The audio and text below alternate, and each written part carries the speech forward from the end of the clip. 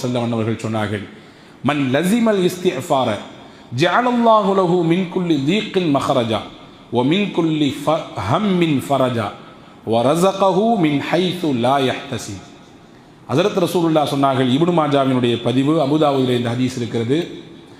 யார் ஒருவர் இஸ்திக்ஃபார் செய்வதை வழக்கமாக்கி கொண்டாரோ, தன்னுடைய அன்றாட செயலில் ஒன்றாக வைத்து கொண்டாரோ, நம்மளில் இருக்கக்கூடிய மைனஸே என்னென்னா, சில விஷயங்களை கேட்கும்போது செய்யணும்னு நினைப்போம், ஆனால் அதை தொடர்படியாக செய்வது ரொம்ப நாதிர், குறைந்த நபர்களை தவிர்த்து மற்ற எல்லோராலும் அதை முழுமையாக தொடர்படியாக கடைபிடிக்க முடியுமா என்றால் அது ஒரு கேள்விக்குறிதான். ஃபஜர் தொழுகையினுடைய சிறப்பை பற்றி கேட்கும்போது டெய்லி ஃபஜர் தொழுன்னு நினைப்போம், ஆனால் தூக்கம் நம்மை மிகைத்து விடும். பல நேரங்களிலே அதில் கலந்து கொள்ள முடியாமல் நாம் தடுக்கப்பட்டு போவோம். சில நல்ல காரியங்களை கேட்க பொழுது ஆர்வம் ஏற்படும், ஆனால் அந்த ஆர்வம் ஒரு சில நாட்களிலேயே அப்படியே குன்றி போய்விடும். ரசூலுல்லாஹ் சொல்கிறார்கள், பாருங்கள், அவர்களின் வார்த்தையை கவனியுங்கள். யார் இஸ்திக்ஃபார் செய்வதை பற்றி பிடித்து கொண்டாரோ, அப்படின்னா என்ன அர்த்தம்? வளமையாக செய்யக்கூடிய பழக்கத்தை எடுத்துக்கொண்டாரோ, அல்லாஹ் 3 விஷயம் அவருக்கு கொடுப்பான், 3 விதமான காரியத்தை கொடுப்பான். ஒன்று சொன்னார்கள், ஜஅலல்லாஹு மின் குல்லி தீக்கின் மஹ்ரஜா, அவருக்கு இருக்கும் எல்லா விதமான நெருக்கடிகளையும் அல்லாஹ் நீக்கி விடுவான். குடும்பம் சார்ந்த நெருக்கடியாகட்டும், தொழில் வியாபாரம் சார்ந்த நெருக்கடிகளாகட்டும், பொருளாதாரம் சார்ந்த நெருக்கடிகளாகட்டும், மனக்குழப்பம் சார்ந்த நெருக்கடிகளாகட்டும், என்னென்ன ரீதியிலெல்லாம் மனிதன் நெருக்கடிகளை சந்திக்கிறான், அக்கம் பக்கத்திலிருந்து வரக்கூடிய நெருக்கடிகளாகட்டும், அவன் கல்வி சார்ந்து ஏற்படுகிற நெருக்கடிகளாகட்டும், மனிதன் தலை கொடுக்கிற அத்துணை நெருக்கடிகளை விட்டும் அல்லாஹ் விடுதலையை தருவான். யாருக்கு? இஸ்திக்ஃபாரை 1 நாள் 2 நாள் இல்லை, வளமையாக செய்வதை பற்றி பிடித்து கொண்டவருக்கு. அடுத்து சொன்னாங்க ஸல்லல்லாஹு அலைஹி வஸல்லம், ஓ மின் குல்லி ஹம்மின் ஃபரஜா, எல்லா கவலையிலிருந்தும் அல்லாஹ் அவரை விடுதலை செய்வான். கவலை இல்லாத மனிதர் உலகத்திலே இல்லை. சிலருக்கு காசு பணம் இல்லையேன்னு கவலை, சில பேருக்கு காசு பணத்தை வச்சே கவலை, சில பேருக்கு பிள்ளைகள் இல்லையே என்று கவலை, சில பேருக்கு பிள்ளைகள் தான் கவலை. அவங்களால் படுற பிரச்சனையும் துன்பங்களும் நாளுக்கு நாள் சந்தித்து கொண்டிருக்கிறார்கள் இல்லையா? சில பேருக்கு பதவி பட்டம் இல்லையேன்னு கவலை, சில பேர் அதில் போய் உட்கார்ந்துட்டு ஏண்டா வந்து தொடங்கணும்னு கவலை. அப்போ கவலை இல்லாத மனிதர்களை வேறு விரிக்க முடியாது, பிரித்தெடுக்க முடியாது. அல்லாஹ் சொல்லுகிறான், இஸ்திக்ஃபார் செய்வதை வளமையாக்கி கொண்டால் எல்லா கவலையிலிருந்தும் மருந்தை அல்லாஹ் தருவான். கவலை தான் இன்றைக்கு உருமாறி மன அழுத்தத்தில் கொண்டு மனிதனை தள்ளி இருக்கிறது இல்லையா? மன அழுத்தங்கள், ஸ்ட்ரெஸ்ஸினால் பாதிக்கப்படக்கூடிய மக்களின் எண்ணிக்கை நாளுக்கு நாள் கூடிக்கொண்டே போகிறது. இந்த ஸ்ட்ரெஸ்ஸு தான் இதய நோய்க்கு மிகப்பெரிய மூலதனம், இதுதான் முக்கிய காரணம் என்று சொல்கிறார்கள். மற்ற விஷயங்கள்லாம் இருந்தாலும் கூட மன அழுத்தத்தின் உச்சநிலை தான் ஒரு மனிதனுக்கு மாரடைப்பு ஏற்படுவதற்கு முக்கிய காரணமாக இருக்கிறது. இதய சம்பந்தப்பட்ட கோளாறுகள் வருவதற்கு முக்கிய பிரதான காரணமாக இருக்கிறது என்கிறார்கள். அல்லாஹ்வின் தூதர் சொன்னார்கள், இந்த ஸ்ட்ரெஸ் இல்லாத வாழ்க்கையை நீங்கள் அனுபவிக்க வேண்டுமா? மன அழுத்தங்கள், பாரங்கள் எல்லாம் உங்கள் மனதிலிருந்து கீழே இறக்கி வைக்கப்பட வேண்டுமா? கவலை இல்லாத ஒரு சுதந்திர பறவையை போன்று நீங்கள் சுற்றி திரிய வேண்டுமா? அதிகமாக இஸ்திக்ஃபார் செய்யுங்கள் என்றார்கள். அல்லாஹ்விடத்தில் அஸ்தக்ஃபிருல்லாஹ் அஸ்தக்ஃபிருல்லாஹ் என்று சொல்லுங்கள்.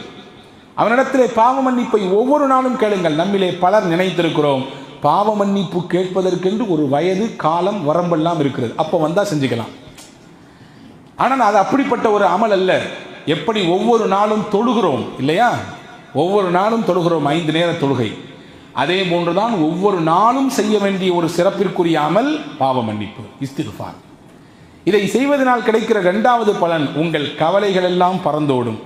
அடுத்து முக்கியமாக ஸல்லல்லாஹு அலைஹி சொன்னாங்க, வரஸகஹு மின் ஹைது லா யஹ்தசிப், அல்லாஹ் இந்த இஸ்திக்ஃபார் செய்யும் வளமை உள்ள மனிதருக்கு ரிஸ்கை கொடுப்பான்.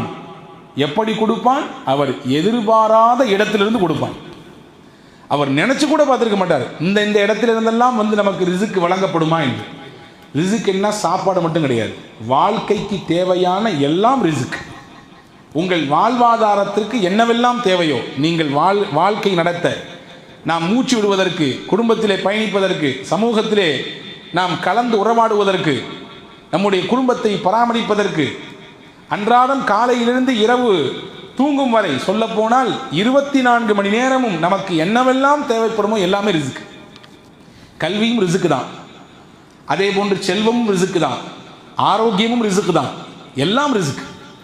இந்த ரிஸ்கை அல்லாஹ் அறியாத புறத்திலிருந்து கொடுப்பான். யாருக்கு? இஸ்திக்ஃபார் செய்வதை வளமையாக்கி கொண்ட அந்த மனிதருக்கு என்று நபிகள் நாயகம் ஸல்லல்லாஹு அலைஹி வஸல்லம் அவர்கள் சொல்லித் தருகிறார்கள். எனவே அன்புக்குரிய சகோதரர்களே, இந்த புனிதமான ரமதான் மாதத்திலே அதிகமாக குறிப்பாக நாம் எதிர்நோக்கி இருக்கக்கூடிய அந்த இரண்டாவது பகுதி, ரமதானினுடைய இரண்டாவது மையப்பகுதி, இதுதான் சொல்லப்போனால் ரமதானில் முக்கியமான பகுதிகளில் இது ஒரு முக்கிய இடத்தை பெறுகிறது. எனவே அல்லாஹ்விடத்திலே அதிகமாக பாவ மன்னிப்பு தேடுவதை நாம் வளமையாக்கி கொள்ள வேண்டும். உலகத்திலே எந்த சமுதாயத்திற்கும் கொடுக்கப்படாத ஒரு வாய்ப்பை அல்லாஹ் முஹம்மது ஸல்லல்லாஹு அலைஹி வஸல்லம் உம்மத்துக்கு தந்திருக்கிறான். நமக்கு மட்டும்தான் பாவம் செய்தால் நாமே அல்லாஹ்விடத்திலே நேரடியாக முறையிடலாம், நாமே அதற்கான கூலியை, அதற்குரிய பரிகாரத்தை அல்லாஹ்விடத்திலே கேட்கலாம். இதற்கு முன்னால் உண்டான சமுதாயத்திற்கெல்லாம் அப்படி வாய்ப்பே கிடையாது. பாவம் செய்தால் என்ன செய்ய வேண்டும்? அதற்கு தண்டனை, அதற்கு கூலி, நீங்கள் உங்களை குத்தி கொலை பண்ணுங்கள். ஃபக்துலு அன்ஃபுஸஹும். பனு இஸ்ரவேலர்களே சிலர்கள் இருந்தார்கள், அவர்களுக்கு பாவம் செய்தால் அதற்கான தண்டனை என்ன தெரியுமா? அவர்களே கொன்று கொள்ள வேண்டும். ஒருத்தன் கொலை பண்ணான், பெரிய பாவம் தான். ஒருத்தன் விபச்சாரம் செஞ்சு போட்டான், பெரிய பாவம் தான். இதற்கு என்ன பரிகாரம்? அவனை மாய்த்து கொள்ள வேண்டும் அல்லாஹ் சொன்னான். ஆனால் முஹம்மது ஸல்லல்லாஹு அலைஹி வஸல்லம் உம்மத்துக்கு மட்டும்தான் சிறப்பான சில விஷயங்களை அல்லாஹ் செய்து கொடுத்தான். சிறப்பான விஷயங்கள். பள்ளிவாசலில் மட்டும்தான் தொழுகை என்பது கிடையாது. அல் அர்து குல்லுஹா மசாஜித். பெருமானா சொன்னார்கள், பூமி முழுக்க பள்ளிவாசல் தான். எங்கே நீங்கள் விரும்பினாலும் தொழலாம். ஆனால் பள்ளியில் தொழுதால் கூடுதலாக நன்மை கிடைக்கும், அது வேற விஷயம். பள்ளியில் தொழுதால் இரட்டிப்பான பன்மடங்கு நன்மைகளை அல்லாஹ் தருவான். அதிலும் குறிப்பாக ஜமாத்திலோடு தொழுதால் உங்களுக்கு 27 மடங்கு 25 மடங்கு கூடுதல் நன்மை கிடைக்கும். ஆனால் தொழுகை என்று வந்துவிட்டால் எங்கேனாலும் தொழலாம். அல் அர்து குல்லுஹா மசாஜித். ஆனால் இதற்கு முன்னால் உண்டான சமுதாயத்திற்கு அப்படி எல்லாம் கிடையாது. குறிப்பிட்ட இடத்தில் வந்து அவர்கள் தொழுதால் மட்டும்தான் அவர்கள் தொழுகை ஏற்றுக்கொள்ளப்படும். நம்முடைய ஆடையில ஏதாவது அசுத்தம் பட்டுவிட்டால் கழுவி கொண்டால் போதுமானது. முன்னால் உண்டான சமுதாயத்திற்கு இப்படி இருந்தது, அந்த இடத்தை அப்படியே கத்தரித்து வெட்டி தூர எறிய வேண்டும். ஆனால் பெருமானா ஸல்லல்லாஹு அலைஹி வஸல்லம் சமுதாயத்திற்கு அல்லாஹ் அப்படி வைக்கவில்லை. அதே போன்று நபிகள் நாயகம் ஸல்லல்லாஹு அலைஹி வஸல்லம் அன்னவர்களுக்கு கொடுக்கப்பட்ட அந்த சமுதாயத்திற்கு வழங்கப்பட்ட சிறப்பு அம்சங்களிலே ஒன்றுதான், ஒருவர் பாவம் செய்துவிட்டால் 2 சொட்டு கண்ணீர் வடித்து அல்லாஹ்விடத்திலே தௌபா செய்தால் போதும், அல்லாஹ் மன்னித்து விடுவான். 2 சொட்டு கண்ணீர் வரவில்லை என்றால் வருவதை போன்று நடியுங்கள் என்று பெருமானா சொன்னார்கள். உபுகு ஃபஇல்லம் தபுகு ஃபத்தபாகு. நீங்கள் கண்ணீர் வடிப்பதற்கு முயற்சியுங்கள் அல்லாஹ்வின் சன்னிதானத்திலே, உங்கள் பாவக்கரைகளை எண்ணி. உங்கள் கண்ணீர் வரவில்லையா, கண்ணீர் வருவதை போன்று பாவனை செய்யுங்கள். அழுவதை போன்று நீங்கள் அல்லாஹ்விடத்தில் நடியுங்கள். தொழுவதை போன்று நடிக்க முடியாது, நோன்பு வைப்பதை போன்று நடிக்க முடியாது, ஜக்காத்து கொடுக்கிற மாதிரி இங்கிட்டு கொடுத்து அங்கிட்டு வாங்க முடியாது, நடிக்க முடியாது. ஹஜ்ஜுக்கு போகாமையே ஹாஜில் போட்டுக்கிட்டு நம்ம நடிக்க இயலாது. ஏதாவது செயலை செய்து நடிக்க முடியுமா? இபாதத்திலே குரான் ஓதுற மாதிரி அப்படி வேற ஏதாவது படிச்சுக்கிட்டு அப்படி நடிக்கிற மாதிரி காட்சிப்படுத்த முடியுமா? அப்படி காட்சிப்படுத்தினால் அதற்கு நன்மை உண்டா? தொழுவதை போன்று ஒருவர் நடிக்கிறார், தொழவில்லை, நன்மை உண்டா? கிடையாது. ஆனால் ஒரு விஷயத்தை அல்லாஹ்வின் தூதர் செய்ய சொல்கிறார்கள், செய்ய இயல்பாக வரவில்லையா, நீங்கள் செய்வதை போன்று பாவனை செய்யுங்கள். அந்த அந்த அந்த அந்த பாவனையை கொண்டு வாருங்கள், அதற்கு அல்லாஹ் நன்மை கொடுப்பார். அப்படி என்றால் எவ்வளவு பெரிய ஒரு பேர் உபகாரத்தை பெருமானா ஸல்லல்லாஹு அலைஹி வஸல்லம் அவர்கள் இந்த உம்மத்திற்கு வாங்கி தந்திருக்கிறார்கள் என்பதை நாம் இங்கே கவனப்படுத்த வேண்டும். எனவே அன்புக்குரியவர்களே, புனிதமான இந்த ரமதான் மாதத்திலே அல்லாஹ்விடத்திலே ஒவ்வொரு நாளும் கண்ணீர் விட வேண்டும். ஒவ்வொரு நாளும் நம்முடைய கண்ணீர் என்பது விலை மதிப்பற்றது. அது அல்லாஹ்வின் சன்னிதானத்திலே விடுமையானால் அதை விட பெரிய விஷயம் அவனை திருப்திப்படுத்துவதற்கு வேற எதுவுமே இல்லை. வீட்டில் திடீர்னு 4 பேர் வந்து நின்று ஏதாவது முறைக்கிறாங்க, கடினமான வார்த்தை பேசுறாங்க, கூணு கும்பிடு போட்டு விடுகிறான் மனிதன் இல்லையா? என்னை விட்டு நான் புள்ள குட்டிக்காரன் சொல்றானா? ஏதாவது வீட்டிலே சிரமம், குடும்பத்திலே பிரச்சனை, தனிமையிலே உட்கார்ந்த அந்த கவலையிலே அவன் கண்ணெல்லாம் கலங்குகிறது. தன் பிள்ளைகளின் எதிர்காலத்தை நினைத்து கண் கலங்குகிறான். தன் தொழிலில் ஏற்பட்ட வீழ்ச்சியை நினைத்து வருந்துகிறான், மனம் வேதனைப்படுகிறான். தன்னை சுற்றி இருக்கக்கூடியவர்கள் கொட்டோ கொட்டென்று கொட்டுகிறார்களே, என்ன செஞ்சு என்னக்கு எதற்கு அப்படி நினைச்சு வேதனைப்பட்டு கலங்குகிறான். இதுவெல்லாம் மனித இயல்பு. அல்லாவின் சன்னிதானத்திலே உட்கார்ந்து தன் கடந்த காலத்தை நினைத்து தான் வந்திருக்கக்கூடிய பாதையில் எவ்வளவு பாவங்கள், எவ்வளவு அல்லாஹ்விற்கு மாற்றங்கள், எவ்வளவு கோபமான காரியங்களை சம்பாதித்திருக்கிறோம் என்று நினைத்து அந்த கடந்த காலத்தை நினைத்து கண்ணீர் விடுகிற பொழுது அந்த கண்ணீர் இருக்கிறது அல்லாஹ்விடத்திலே மகத்தான கூலியை பெற்று தரும். ரசூலுல்லாஹி ஸல்லல்லாஹு அலைஹி வஸல்லம் சொன்னார்கள், ஒரு அடியான் தன் பாவங்களை நினைத்து விடக்கூடிய அந்த ஒரு சொட்டு கண்ணீருக்கு அல்லாஹ் கொடுக்கிற மதிப்பு என்னவென்றால், தராசின் தட்டிலே அடியானின் பயத்தால் வெளிப்பட்ட ஒரு சொட்டு கண்ணீரை எடுத்து வைத்து இன்னொரு மறுபக்கம் இந்த உலகத்தை தூக்கி வைத்தாலும் அந்த அடியானின் அச்சத்தால் வந்த அந்த கண்ணீர் துளிதான் கணத்தில் தாழ்ந்து நிற்கும் என்றார்கள். உலகமே தூக்கி வைத்தாலும் மேலே போய்விடும், அது கணம் இருக்காது. அடியான் வெளிப்படுத்திய அந்த ஒரு சொட்டு கண்ணீர், பயத்தால் வெளிவந்த அந்த கண்ணீர் துளி இந்த உலகத்தை தூக்கி சாப்பிடும் அளவிற்கு ஆற்றல் மிக்கது, பலமிக்கது என்று பெருமானார் ஸல்லல்லாஹு அலைஹி வஸல்லம் சொன்னார். எனவே அன்புக்குரிய சகோதரர்களே, ஒவ்வொரு நாளும் இந்த ரமதானிலே நாம் அல்லாஹ்வின் சன்னிதானத்திலே கண்ணீர் வடிக்க வேண்டும். கண்ணீர் வடித்து கேட்பதற்குரிய மிகச்சிறந்த நாட்கள் இந்த ரமதானை தவிர வேறு எதுவுமே கிடையாது. கண்ணீர் விடுத்து அவனிடத்திலே நம்முடைய குறைகளையும் நம்முடைய தேவைகளையும் நம்முடைய பாவங்களையும் முறையிடுவதற்கு இந்த நாட்களில் இருக்கக்கூடிய இரவை போன்று வேறு எந்த நாட்களிலும் கிடையாது.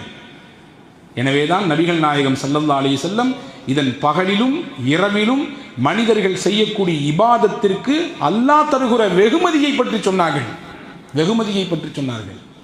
மன் சாம ரமதான ஈமானன் வஹ்திசாபா, யார் நன்மையை எதிர்பார்த்து அல்லாஹ்வின் மன்னிப்பையின் மீது ஆதரவு வைத்து பகல் காலங்களிலே இந்த ரமதானில் நோன்பு வைக்கிறாரோ, ஊஃபிர லஹு மா தகத்தம மின் தன்பி, அவருடைய பாவங்களை எல்லாம் அல்லாஹ் மன்னித்து விடுவார். ரெண்டாவது சொன்னாங்க, மன் காம ரமதான ஈமான வஹ்திசாபா, ரமதானில் யார் நன்மையை எதிர்பார்த்து அல்லாஹ்வின் பாவ மன்னிப்பின் மீது ஆதரவு வைத்து இரவிலே நின்று வணங்கி வழிபடுவதற்கு முயற்சிப்பார், அல்லாஹ்வின் தூதர் சொன்னார்கள், அவருடைய முந்தைய பாவங்களை எல்லாம் அல்லாஹ் மன்னித்து விடுகிறார். இப்போ பாவ மன்னிப்பு தான் இந்த ரமதானிலிருந்து நமக்கான மிகப்பெரிய விஷயம். அதை எப்படியாவது அடைவதற்கு முயற்சிக்க வேண்டும். முக்கியமான ஒரு டெண்டர் விடுகிறான் வைத்துக் கொள்ளுங்கள், நம்முடைய கம்பெனியிலிருந்து அதை எடுக்க வேண்டும். எவ்வளவு முயற்சிக்கிறோம், ஒரு மிகப்பெரிய வாய்ப்பு வருகிறது, அதை அடைவதற்கு, அதை நாம் தனதாக்கிக் கொள்வதற்கு எவ்வளவு முயற்சிகளை எடுக்கிறோம். முக்கியமான இடம் நம் வீட்டுக்கு பக்கத்திலே வருகிறது, வேறு ஆள் வந்து வாங்கிவிட்டால் தொந்தரவு, எப்படியாவது இதை நாம் எடுத்துக்கொள்ள வேண்டும் என்பதன் மீது எவ்வளவு முயற்சி இருக்கிறது. தொழிலிலே போட்டி, கடும் போட்டி, ஆனால் இதிலே நாம் நிலைக்க வேண்டும், நிற்க வேண்டும், என்னென்ன தந்திரங்களை யோசிக்கிறோம், செய்கிறோம் இல்லையா? இந்த ரமதானில் நமக்கான தந்திரம், நமக்கான லட்சியம் அல்லாஹ்வின் மன்னிப்பை முழுமையாக பெற்றுவிட வேண்டும். அல்லாஹ்வின் மன்னிப்பை பெற்றவர்களாகத்தான் இந்த ரமதானை விட்டு நாம் கடக்க வேண்டும், நம்மை விட்டு ரமதான் போக வேண்டும். மன்னிப்பிற்கான பல வழிகளை மார்க்கம் சொல்லித் தருகிறது. அதிலே 3 விஷயத்தை மட்டும் சொல்லுகிறேன், கவனத்தில் கொள்ளுங்கள். அது ரமதானிலும் கடைபிடியுங்கள், ரமதான் அல்லாத நாட்களிலும் அதை பின்பற்றுவதற்கு முயற்சியுங்கள். 1, அல் முஹாஃபதத்து அல ஸலா, தொழுகையின் மீது பேணுதல் உள்ளவராக, தொழுகையை பேணி பாதுகாக்கக்கூடிய மனிதராக ஒருவர் இருந்தால் அல்லாஹ் அவரை நிச்சயம் மன்னிப்பான். தன்னுடைய மன்னிப்பின் வளையத்திற்குள்ளே அவரை கொண்டு வந்து விடுவான். எங்கே சுற்றி எங்கே வந்தாலும் அந்த நேரம் வந்து விட்டால் அவருக்கு மணியோசை அடிக்க வேண்டும். தொழுகை இது ஃபரலை நிறைவேற்ற வேண்டிய நேரம். பள்ளிவாசலில் போய் முடிந்தால் நிறைவேற்று, இல்லை என்றால் நேரத்தை கடக்க விட்டு விடாதே, தொழுது விடு என்று உங்கள் உள்ளோசை உங்களை உணர்த்தி கொண்டே இருக்க வேண்டும். அப்படிப்பட்ட நபரா நீங்கள்? உங்கள் கையை கொடுங்கள், உங்களை விட சிறந்த நபர் வேறு யாரும் இல்லை.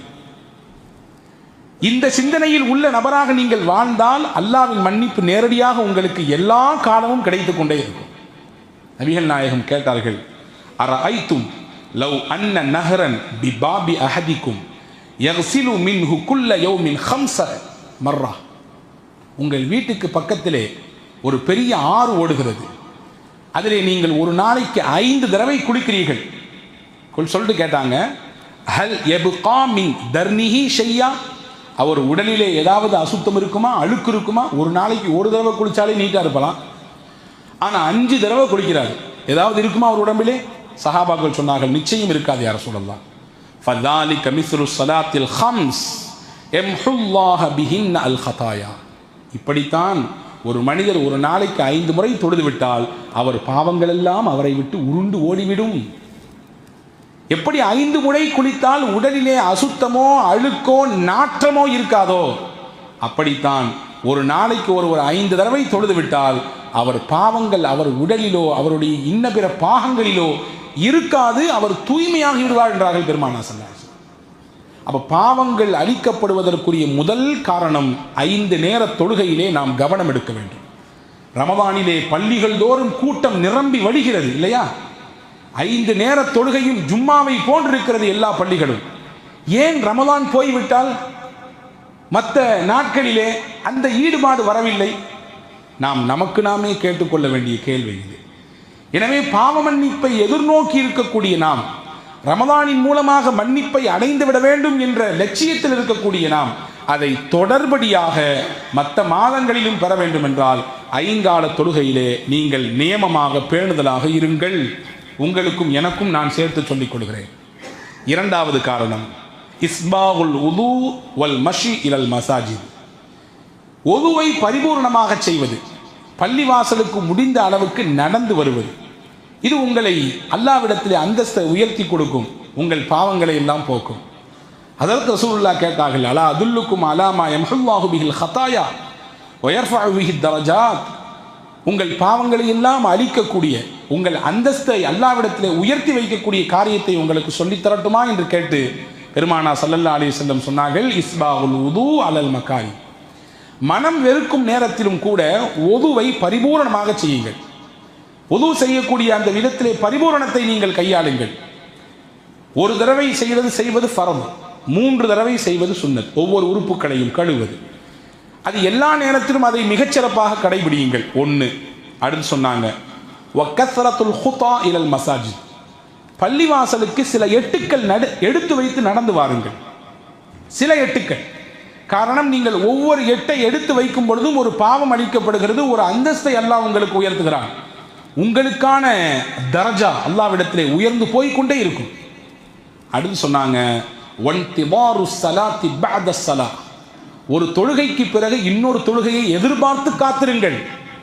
ஒரு தொழுகைக்கு பிறகு இன்னொரு தொழுகை எதிர்பாருங்கன்னா கரெக்டாக தக்பீர் கட்டின உடனே வர்றதை தவிர்த்துட்டு முடிந்த அளவுக்கு கொஞ்சம் முன்னாடி வந்து சுன்னத்தை தொழுதுட்டு அடுத்த ஃபரதுக்காண்டி எதிர்பாருங்கன்னு அர்த்தம். இப்போ இந்த 3மே உங்கள் பாவங்களை அழித்துவிடும், உங்களை அந்தஸ்தை அல்லாஹ்விடத்தில் உயர்த்தி காட்டும். இப்போ பாவ மன்னிப்புக்கு எளிமையாக நம் வாழ்நாள் முழுக்க பின்பற்றுவதற்குரிய வழியை பெருமானார் ஸல்லல்லாஹு அலைஹி வஸல்லம் இதன் மூலமாக காட்டுகிறார்கள். 2. 3வது பாவ மன்னிப்பை முழுமையாக பெறுவதற்குரிய வழிகளில் 3வது அல்லாஹ் அல் குர்ஆனிலே சூரா யாசீனிலே சொன்னான், இன்னமா துன்சிரு மனித்தபஅ ذிக்ர வ ஹஷியர் ரஹ்மான பில் கைப் ஃபபஷ்ஷிர்ஹு பிமக்ஃபிரத்தின் வ அஜ்ரின் கரீம். நபியே, நீங்கள் யாருக்கு அச்சமூட்டி எச்சரிக்கை செய்ய வேண்டும் என்றால், நம்முடைய உபதேசங்களை யார் பின்பற்றுகிறார்களோ 1. 2வது வ ஹஷியர் ரஹ்மான பில் கைப். மக்களின் பார்வையை விட்டு ஒதுங்கி தனிமையில் இருக்கிற பொழுதும் ரஹ்மானை யார் பயப்படுகிறார்களோ.